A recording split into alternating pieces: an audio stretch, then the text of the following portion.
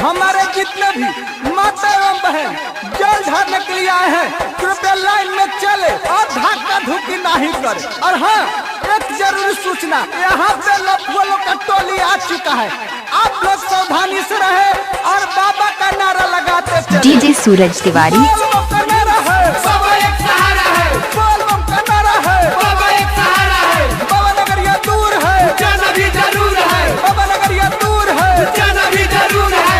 घर हमारे होवे जिला मोतिहारी, घरे बजल हम सबसे आगारी। डीजे सूरज तिवारी। क्या बोल रहे हैं? घर हमारे होवे जिला मोतिहारी, घरे बजल हम सबसे आगारी। कि जदि करी रुकावट लफुआ सन के टोली। ए भाई, हम खाली मोतिहारी के ना पूरा जिला के लफुआ है। मार देम गोली देव घर में दे बोली, मार देम गोली देव घर में दे बोली, मार देम गोली देव घर में दे बोली, मार देम गोली चलो धारी में दे बोली। तो कहते हैं नीम की लकड़ी कोई चंदन से कम नहीं, कहते हैं नीम की लकड़ी कोई चंदन से कम नहीं, और मेरे बाबा का धाम कोई लंदन से कम नहीं। प्रेम से बोलिए दुधेश्वर नाथ बाबा की। DJ Suraj Tiwari. Music director Shashi Singh, music director Shashi Singh. पेन्हनी है गेरुआ कपड़ा, केहू करी नहीं लफड़ा, सभे कमर लचका है, गला बाजी नहीं कचरा। नाचना है तो सही से नाचिए, तो बाहर निकलिए। पेन्हनी है गेरुआ कपड़ा, केहू करी नहीं लफड़ा, सभे कमर लचकाई, गला बाजी नहीं कचरा।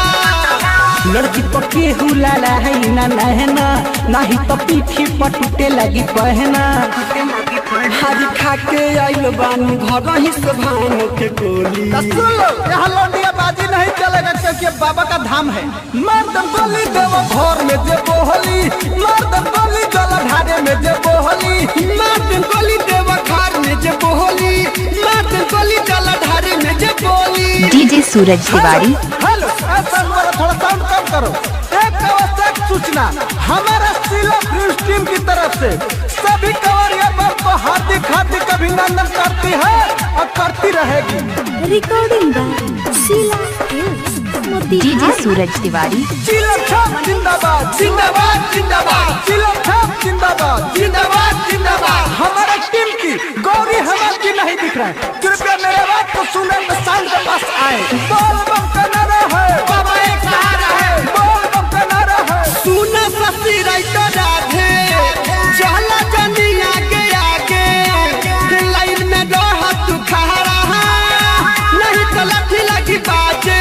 ऐसा सिंह नहीं मानिएगा, लाइन में चलिए, लाइन में। हाँ हाँ, सुनो सस्ती राइटर राधे, चलो ना तू आगे आगे, लाइन में रह तू खड़ा, नहीं तो डंडा लगी बाजे। रोहित गुडू वसुप के बोला हवा, निकलिस कन्हैया के गाना बजा हवा, होके भगवती में मगन डीजे पर सब के हुडोली। सब कंवरिया बम मेरे डीजे के पास आके नाचे। मार दम गोली देव घर में दे बोली, मार दम गोली देव घर में दे बोली, मार दम गोली चला ढारे में दे बोली, मार दम गोली देव घर में दे बोली। सूरज तिवारी।